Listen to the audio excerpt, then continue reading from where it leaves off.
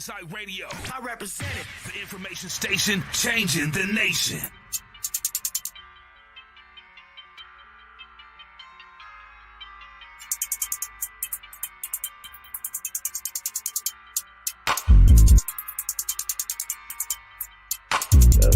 All right, there we go. All right, there we go. This is the 26 CFR 31.6011 B-2 employees account numbers. This is the reason why I'm showing you this one is because this is going to help you shut down your employer when he's trying to steal your money out your check, say he's got to do this and he's got to do that. Well, this is the employees account numbers. If you guessed it, that it's your social security number is an account number. That's what this is talking. This is what this is talking about. And let me go and read it. I'm going to read through this. I might skip a few sections. Try to cover what applies to most people. So here we go. 26 CFR 31.6011 B-2 employees account numbers.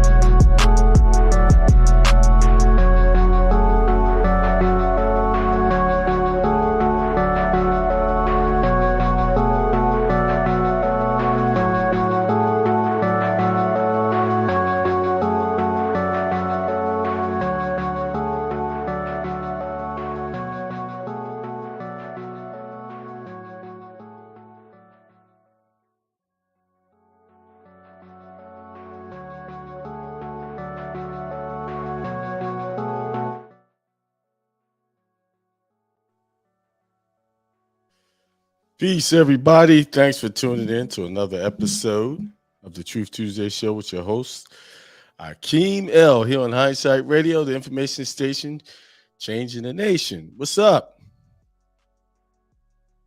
Man, you know, whenever I get ready to do a show, a lot of stuff jump off right before to distract me. Yesterday was a slow day. No real things to deal with. Today was a good day, right up into the 2-hour mark right before the show. I guess that's to distract me, keep me off focus. But it didn't happen. Hold on a second. See? Look at the phone's ringing. Hold on. I gotta take this call.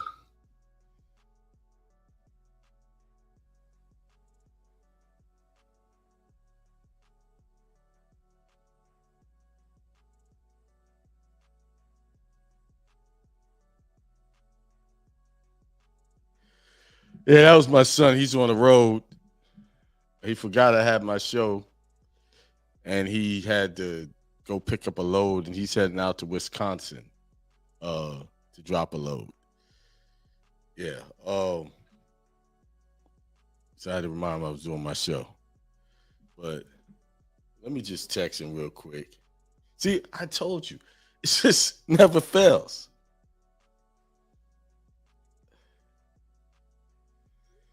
Yeah, he forgot that we got GPS tracking on that truck, so we know when you get there. But it's good that he let me know. But anyway, the show is about placing your car in trust and um, uh, placing your car in trust and the benefits of it. And I'm gonna give you a short tutorial on what to do. It's not that hard.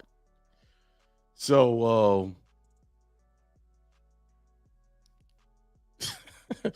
somebody, this show ain't about what ID you get to use your get a passport. This show is about trust. You go get a consultation, and let me just put this up. Just see, this is the type of stuff that really get me. What ID you use to get passport? The ID they give you instructions to use on that application. It's very simple. Read the application. Anyway, let's get going. But before I get into it, I guess I got to drink my spirit juice. Because there's a lot of distractions coming up. Hang on, let me take a sip. Thank you to the God in me to bring out the words I need to say to help deliver this message the way it's supposed to be delivered. Let me deal with something here.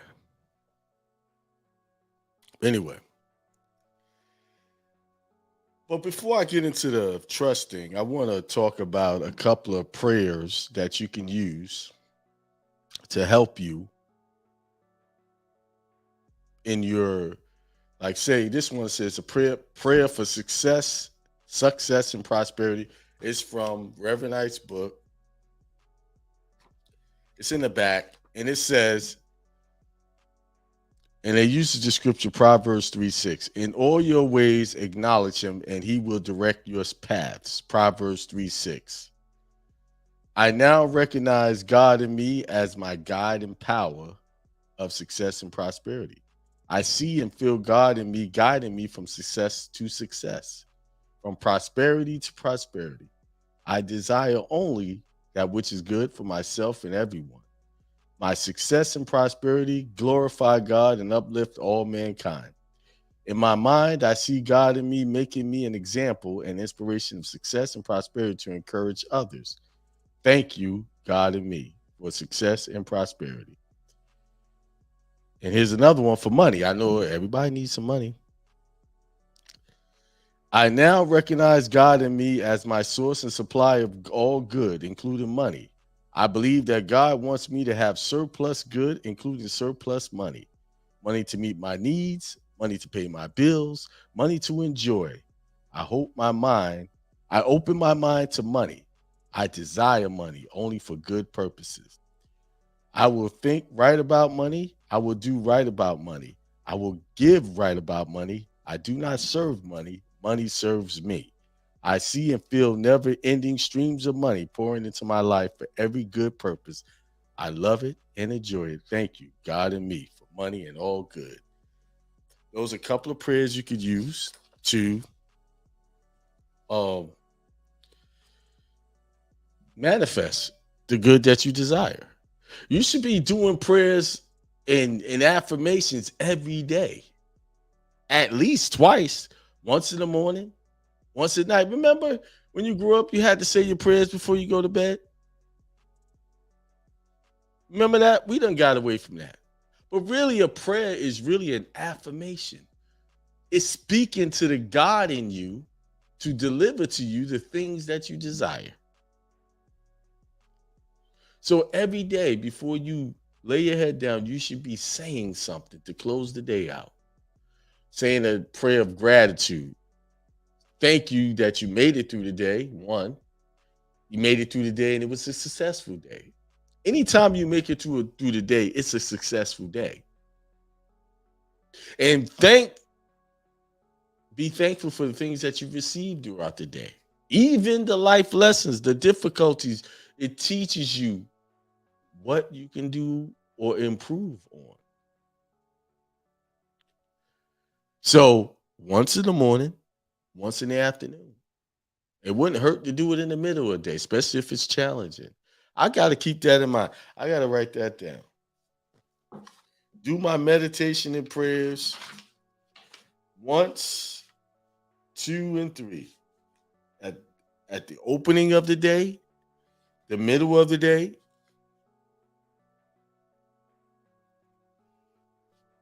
and at the end.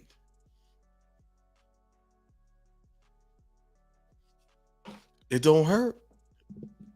Think about it. What have you been doing up until that point? What have you, if you're not getting what you want and things are not working out, so doing this could actually help. Remember, you are the orchestrator, you are the conductor, you are the producer of the movie called your life. You are the God you are looking for. You are the Christ you are looking for. God lives in you, resides in you. There's people that dispute me. Oh, I still got to believe. But then they keep forgetting, well, if you still trying to believe that old story that they've been trying to shove down your throat, or they've shoved down your throat, and you still having issues, maybe that's the one thing that's keeping you from getting what you want.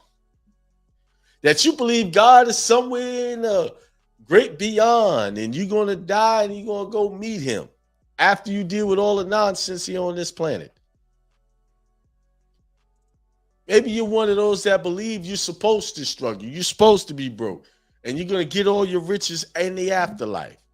Here's the problem with that theory. How many people have come back to prove to you that that's actually real? I can tell you what's real, what I'm doing right now. That's real. See, now is what's important, not some afterlife or before life. Now, what you're doing right now with your time, that's important. You say you want money, you want to make more money, you want a business, but yet you're stopping to do other things that don't have anything to do with your business that you're trying to get off the ground. I'm going to be brutally honest. If you say you want a business and it's not there where you need it to be, but you find time to do all these other things outside of that, then you're not serious about your business. You're supposed to be putting in mega time and hours of study into your business. You don't have time for anything else. Oh, I know you got to have balance. I hear that too. Yeah.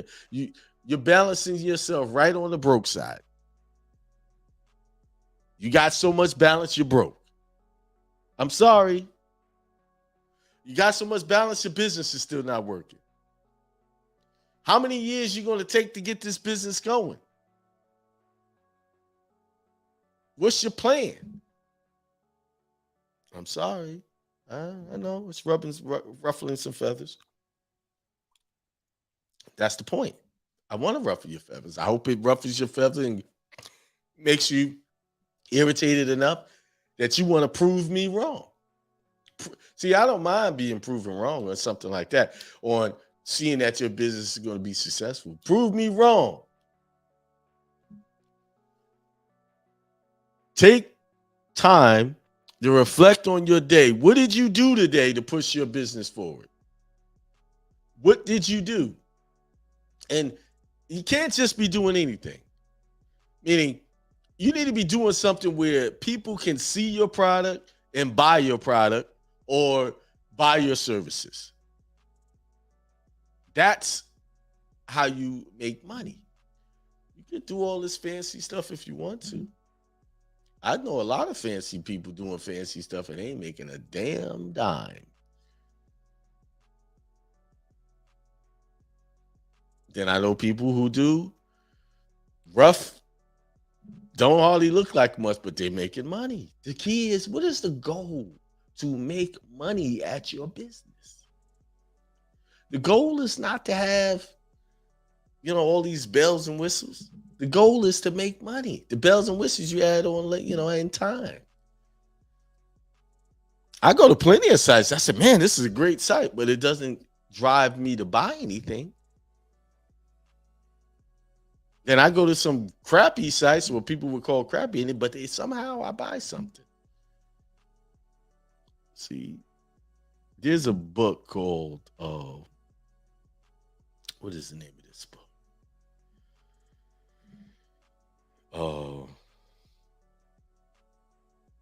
I gotta look up my Kindle library. Hang on.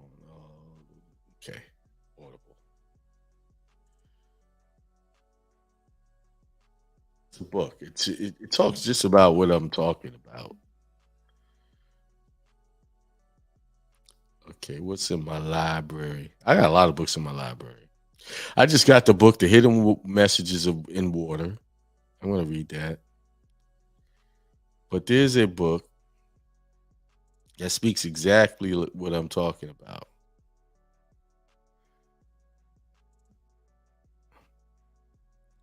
Ready, Fire, Aim.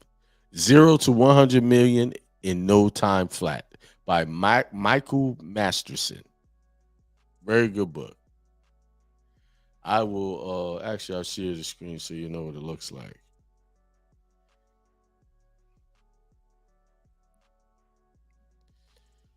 That's it right there.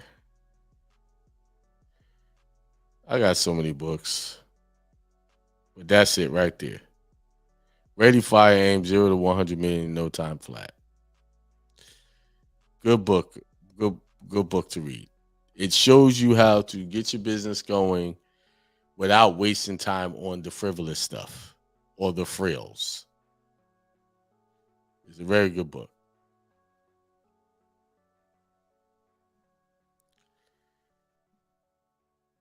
There you go. All right. So you got a business, you got a business idea, go for it, get it done. But make sure you're efficient enough. You want to get it, just put the product out there so people can sell it. I think most people are afraid that they can't sell anything or people won't buy it. So they find ways to take their time doing it because they're afraid of that rejection of no one buying it. Yes, you will get rejected. In any type of sales situation, there will be rejection. So if you are afraid of that and you can't handle that, then don't even try to open up a business. Do something else. Go work for somebody. You're not qualified or even ready to handle the entrepreneurship space because no's will come. Sales will start off slow in the beginning, but they pick up. You know how they pick up? Through constant work, feeding into your business. All right, let's get into this whole trust thing. Oh, by the way, I'm actually going to do a webinar and go into detail on what I'm talking about today about putting your car in the trust. But the webinar is going to be how to register the car with the trust, how get the plates, get the title, also how to finance with your trust, how to get a loan with your trust. It's very simple. It's not even that hard. I'm not even going to charge that much for this webinar. I'm probably going to charge around 40. I hear the magic number is $47. I'm gonna charge that low price because it's a very simple process. It's not that hard, but I can give you detailed instructions on how to do everything, how to buy your car, how to finance your car with your trust. It's not as hard as you think. The credit don't, a lot of myths are out there, and I'm the myth buster. I have financed a vehicle with my trust as early as in December 30th, right? The 31st, right before the new year. I picked up the new car right before New Year's hit. Boom. And of course, I'm going to do the recoupment process on it next year because I did it directly into the trust. So with that webinar, I'm going to show you how to do all of that. And then we going to segue into the 1099 process with it. Or segue into, hey, okay, if you want to know how to do the other part, you got to get in the membership. You got to get in the recruitment class because that's a long drawn out process. And people are getting pride, man. Just last week, somebody got their house paid off, their cars paid off. Y'all can follow all that nonsense everywhere else, but if you want to. All right, so how do we? I actually need to go to.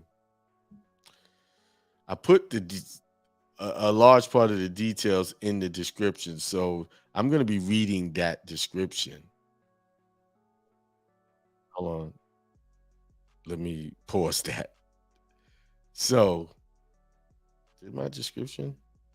Okay, in here, actually, I gave y'all sort of a template. If you go to the description of this video, it's there. It says, placing your car in trust is a legal process that can provide benefits such as asset protection, estate planning, tax advantages.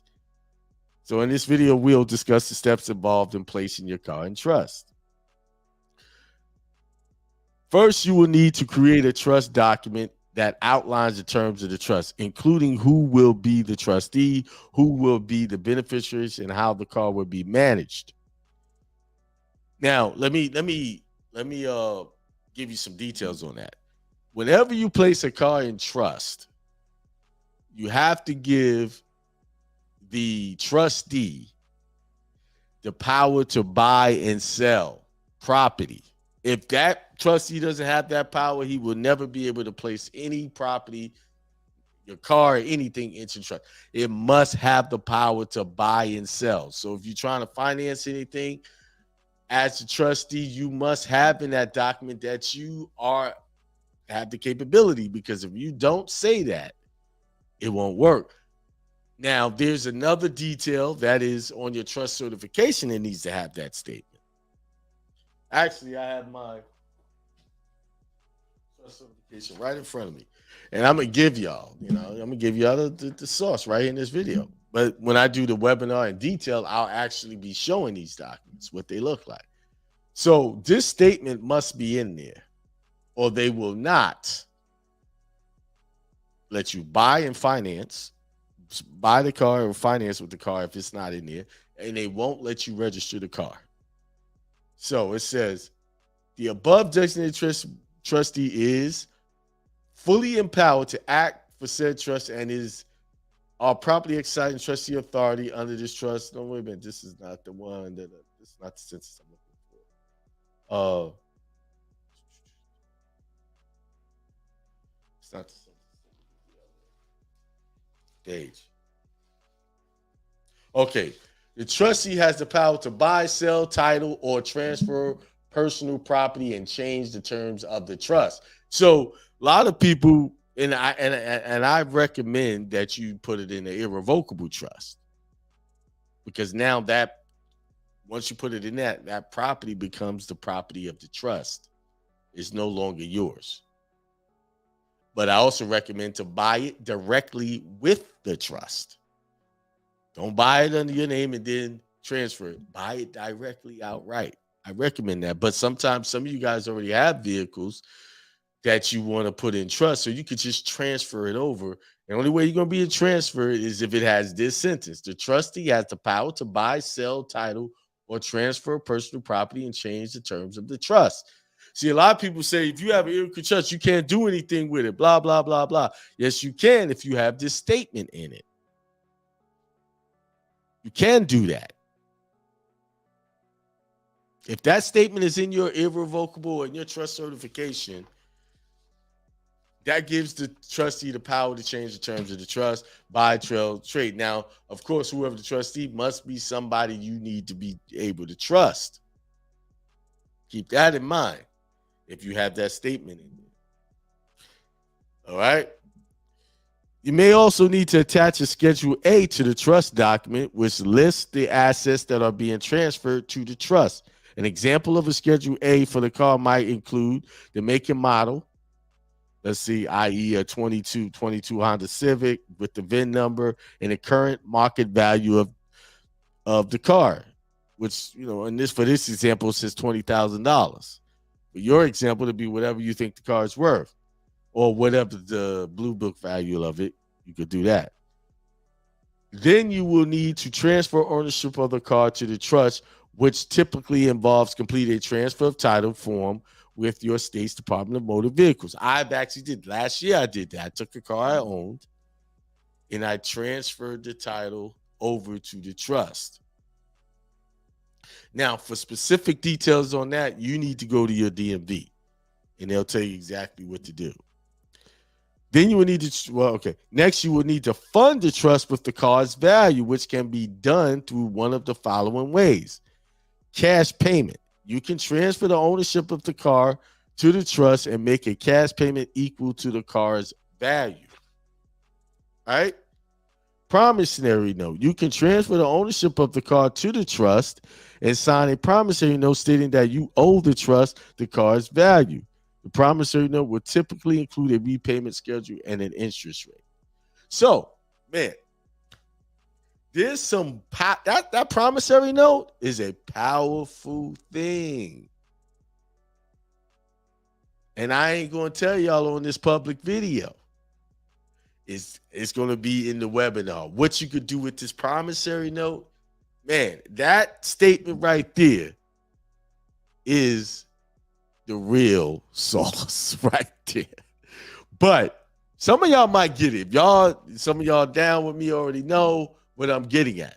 But in the webinar, I am going to break down with how powerful that promissory note and how you can build off of that. So the trust will then become the legal owner of the car, and the trustee will be responsible for managing the car according to the terms of the trust. By placing your car in the trust, you can protect your assets from potential creditors, minimize estate taxes, and ensure that your car is managed and distributed according to your wishes. Okay? Now, if y'all like what I just showed you, just hit that like button. Hit the like button. Like and subscribe. I just basically gave y'all a rundown on what to do. If you're astute enough, you can listen to what I've said and duplicate it without even doing a webinar. But if you want details, you want to see documents like trust certification and the title showing the trust. I'm going to show y'all proof. I'm not going to show y'all somebody else's stuff. I'm going to show y'all my stuff.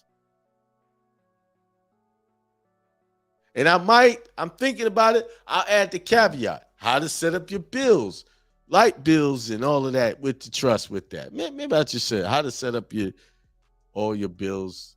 Yeah. That'll be added in. Doing the bills. Do y'all realize it's way simpler to set up your lights and your other utilities with a trust than it is to do it in your own name? I know y'all listen to other people and y'all tried it the way they told y'all to do it, and y'all been getting pushback. I just did it last week alone. I called 3 different companies to set up utilities in my trust with ease. Took minutes. It was basically easier than mine using my name, my regular stuff, when I did it back in the day.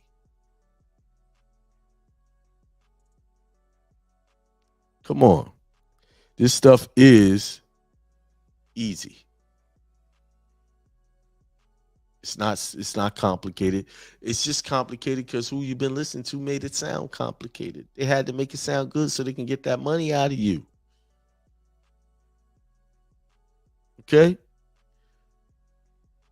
Now who's on? Let's go through these lines. I see people doing everything. Corinne, peace, prosperity, extreme wealth to you. I seen Bay said peace to all the peoples. There's my regular statement there. Discipleship Ministry said peace, my brother, peace to you. RF says hey yeah. I answered this question. High Horse wants to know what ID. The ID that you can use is on the DS11. It tells you follow the instructions. Don't listen to what people say. The instructions tell you what they will accept. You're not going to be able to make up something and just give it to them. They tell you what they want from you. Okay?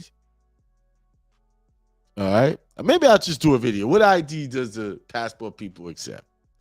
And go down there.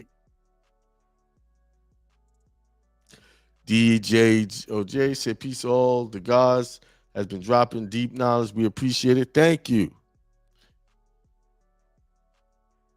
Department of Homeland, I don't know whatever that means. You know, people giving out, maybe I don't know what that, so I can't speak on that. Somebody asked, you use passport certified birth certificate decline. Let me if you want to know what I use, if you calling me a clown, I don't know who you calling a clown. But you get spooted for that because we don't talk like that in here. We don't talk like that in here. Remember, it's just where it is popping. Boom. Kia Kong says thanks. Maximore says IRS might not be around 2024 and permanently eliminate along with ATF. I don't know. That's a hearsay statement. I can't confirm or deny that. They've been saying that for years, and they still hanging around. Cacnez 4 says peace. I'm listening. I want to learn. I want to be free. You already are free. You're as free as you think you are. Stop with the idea that you're not free. You're free. No one can control how you think. And when you think you're free, you will be free. You'll see freedom situations popping up all around you. Thunderbird, Great Spirit said, peace, brother. Thank you. Discipleship membership, fire information, bro, as always. Yes, it was. Yes, it was. It was brief, to the point. Now, if y'all want me to do, I will be doing a detailed information on that. It's 7:40. Let's see. I wanted to read something that explains a lot of the drama that we're having today. Let me see if I can find this.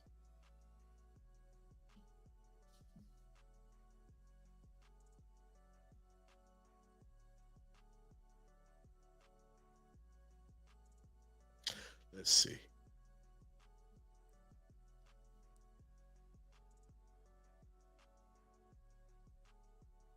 Yeah. Okay.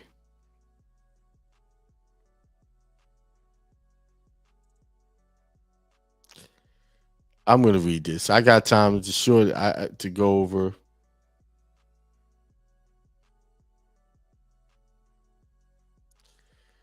And I'm going to read this because this is we are actually living this out. Let's do this. Close this, share this screen. This is just a little side information, something to think about.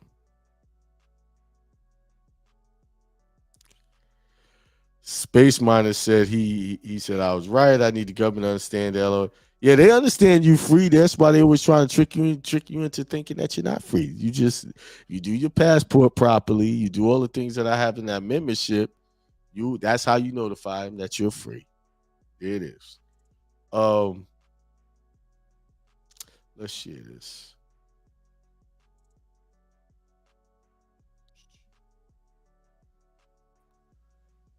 All right. This is this is an article. It's how a 1960s mouse utopias led to grim predictions for future of humanity. John Calhoun studied behavior during overcrowding in mice and rats. Right? That he did this experiment. Right? This is a picture of it. Right there. A picture of Calhoun in a mouse utopia in 1970. What does utopia look like for mice? According to a researcher who did most of his work in the 1950s through 1970s, it might include limitless food, of course, multiple levels, and secluded little rodent condos.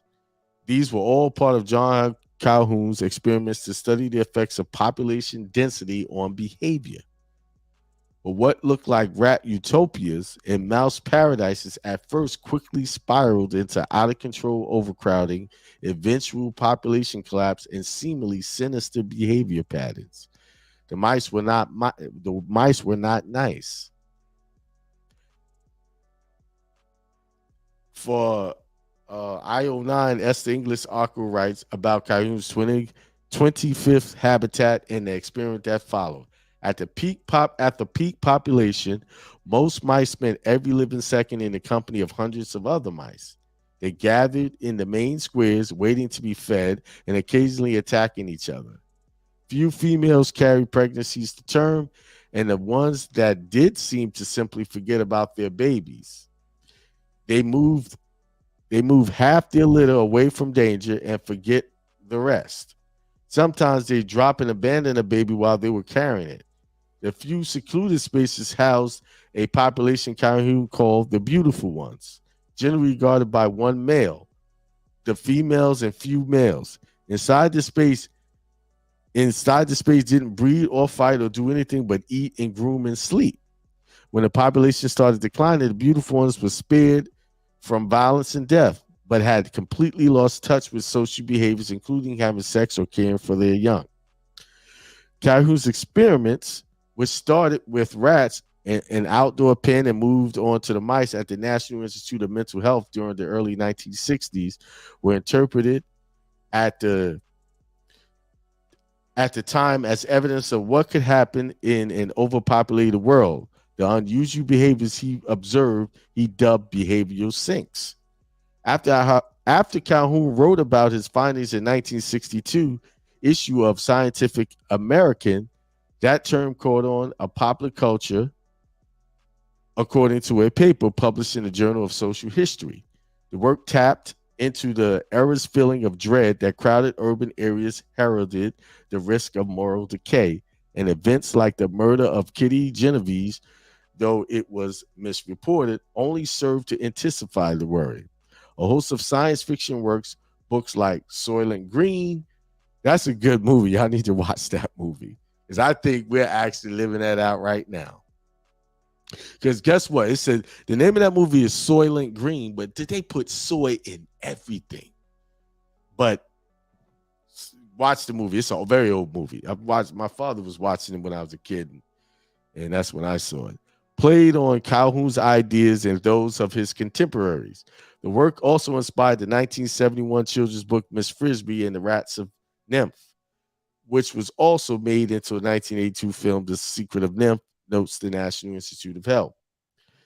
Now, interpretation of Calhoun's work has changed. English Arkell explains that the habitats he created weren't really overcrowded, but that isolation enabled aggression mice to stake out territory and isolate the beautiful ones. She writes, instead of a population problem, one could argue that Universe 25 had a fair distribution problem. But we can take comfort in the face that humans are not mice. The NIH record spoke to the medical historian Edmund Ramsden about Calhoun's work. Ultimately, rats may suffer from crowding. Human beings can cope, Ramsden says. Calhoun's research was seen not only as questionable, but also as dangerous. Another researcher, Jonathan Friedman, turned to studying actual people, It was just high school and university students, but definitely human. His work suggested a different interpretation. Moral decay could arise not from density, but from excessive social interaction. Ramsden says, not all of Calhoun's rat had gone berserk. Those who managed to control space led relatively normal lives. Let me say this. This work that he did, he studied these rats. For a period of time, it was good. And then when it got its peak, it started to decline. What happened was the females, mice, became very aggressive and almost took on male characteristics, which led the males to not want to deal with them. Right? Then over time, the population started to climb. Then they noticed what you call homosexual behaviors in the mice, especially among the males. Now, when I read this, I said, man, isn't that kind of what we're going through right now? Through all of this social media, the access to instant information, access to negative information over and over and over again. And right now, like if you go on the internet or in YouTube, there's a war going on between men and women. Aggression on both sides. Just constant. Men ain't this and women are this and back and forth. And now we have, right now, we're dealing with people want to identify what they want to. If you're born a boy, you could say you're a girl. I think they had Dwayne Wade's kid just got granted by court to be fully female. You know, and this is almost like heading to the norm. Heading to be the normal thing. You turn on the TV, the things you wouldn't see 20 years ago, you see it regularly. We are heading to a social decline. Oh, well, let's not head it. We're there. We're heading to most people are not happy. Do y'all realize that suicide amongst youngsters is becoming common, has become common, a common thing now? Something you would hear almost daily. So that's why it's important to guard what you're watching, what you're taking into your mind. Y'all can read this. I'll put the link. Y'all can read this. But this article is a little long. If you might be able to find others. Let me put the link in the chat for y'all can see that. Yeah, you're right. We already there. We already there. Real masculine men who believe in taking care of their families and protecting their families. That's become rare. I woke up one day and said, where are they? My uncle just died a couple of years ago. I know my dad's still alive. I still believe in those principles. I have other friends, but we in our 50s. The younger generation don't tend to believe in that. And this younger generation of men are leaving this country to go other places to find wives. But yet, this is the land of the home of the free and everything. Everybody equal rights. I'm not going to get into all of that, but it seems like the more we try to even the let playing field for everyone, the worse things got. The more we try to make it easy for everyone, the worse thing got. People got to work for what they want in order to appreciate it. They got to put in that work. They start. I remember my kids were coming up, they were giving out trophies to everyone, no matter who lost. If you or who won. If the other team lost, they still got participation trophy. Man, come on. What is that teaching people? That hey, I'm gonna get a reward anyway, even though the score says I lost. What's the point in even trying to be a winner? To accomplish something. What's the point? If I'm gonna get a trophy anyway. You're right. The roles have unnaturally flipped. The women have been pushed into a place where they have to be providers and protectors. This society has made it where, I mean, every movie you come on, like I was watching a movie. What was the movie? It was a recent one. Well, let's put it like this: every movie that they put out there when there's a dad involved, he's always a loser. He's always not spending time with the kid. That's the idea they promote, but that's not true. Not amongst my circle. People I hang out with are picking their kids up from school, dropping them off, watching them at home, while the wife is out there doing working. No, it's not. We're not talking about Mr. Moms. The reason why the dad can do that because they got a business that they run that they making thousands of dollars a day. Very successful. But they're able to pick up the kids and drop them off. That's like me. I pick my daughter up from school, drop off. Am I Mr. Mom? No. No, I'm Mr. Man. I'm Mr. Father. That's a bad term to use anyway, Mr. Mom. No, it's either you're a man or you're a woman.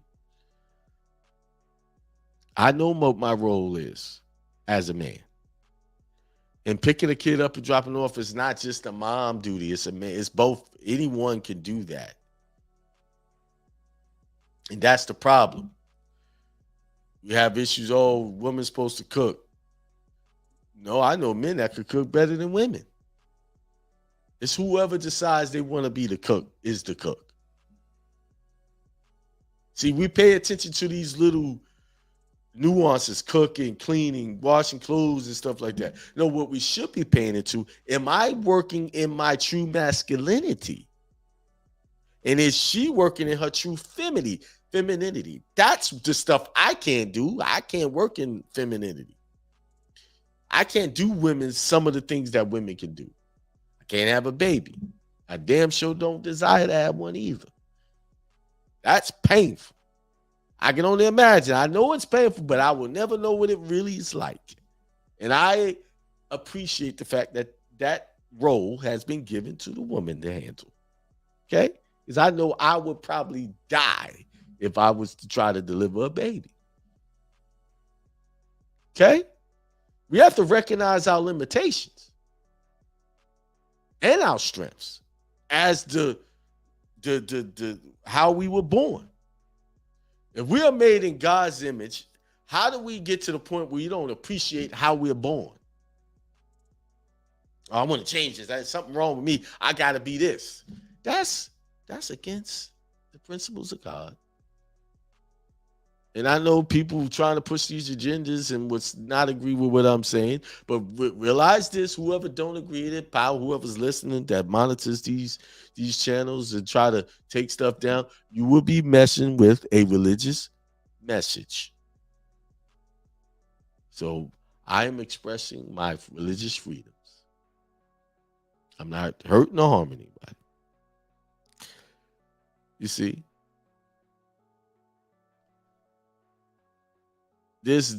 All I desire to be or appreciate to be is to be a man. That's it. It's my mindset. That's my psyche. And because I'm a man, I appreciate the female anatomy. God knows I do. That's it. See, we got to start talking like that. You know, they want to push that. We push this. I push this. I push my appreciation for the woman. And all those curves. Okay? Let me stop right there before this becomes more than just a religious message. But anyway, 757. That's all I have to say. Peace, prosperity, extreme wealth to all. Some more people jumped in. Some people I hadn't seen in a while. Oh, all praise to Yah says greetings. Yeah, I know they had that movie, The Woman King. I will not see that. I'm not going to see that. Right? How come it could just be the woman queen? Why had to be king? Yeah, come on, just the queen. Why can't do that? You see, a lot of people didn't catch that, right? And I mentioned to someone I knew, and she was like, you know what? I didn't even pick up on that. I just went in with it. I said, why couldn't it just be woman queen? It's okay to be called the queen. Why you got to take the queen? You want the king title too? I said, that's not even right. A woman, it's trying to change the definition of king. King was designated for the man and queen was designated for the woman. But do y'all realize in the Egyptian culture, queens ran, some other cultures ran the country? That whole woman king was just, that was just some nonsense. But queens were running countries without a king. We just had one, Queen Elizabeth, right? One of the most powerful women in the world. But they had to come out with the woman king. See, that's that BS they try to push on people. To make everybody forget who they really are. And who are you? You are a divine manifestation of God. You are divinity in the flesh. That's it.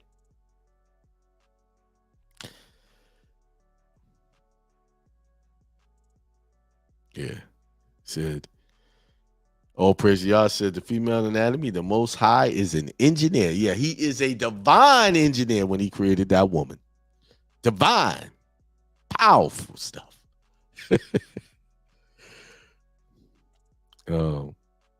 Morris Prince C7 says, peace, fam.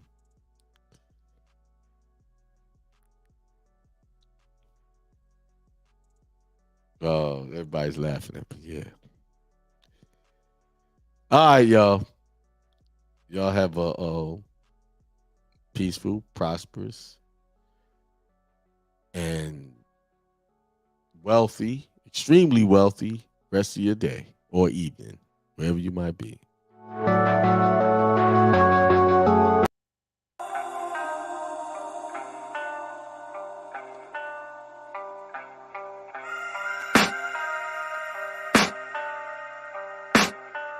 I can hear the demons call when they do what they do. And now I feel like taking off, find a place with a view. The pain is never gonna stop if it's controlling you. I know that time can heal it all, I just gotta get through. I just gotta get through, I just gotta get through. Cause I feel like taking off, find a place with a view. The pain is never gonna stop if it's controlling you. I know that time can heal it all, I just gotta get through. Sometimes I feel like all is lost, but I know it's not true. I wanna put up all my walls cause I'm not in the mood, but then I cut myself off from the rest of the room. I know that time can heal it all if you're patient and soon. It can all be worth it, all the searching. Pain is never really permanent, but damn it hurts, man. I could feel all of the turbulence and it's concerning. I've been searching for a purpose, I hope it's worth it. This society is really trying me. Ain't no hide and seek, I hide to be far from anxiety. I need my space, I need my privacy. I need some silence, please, you're all too loud. You don't speak quietly, opinions violently thrown across every surface. It makes me nervous. Is the world honestly burning? That's all I'm learning. Hope that we can make a turn and start reversing. All our minds, we put the work in. We got some work, man.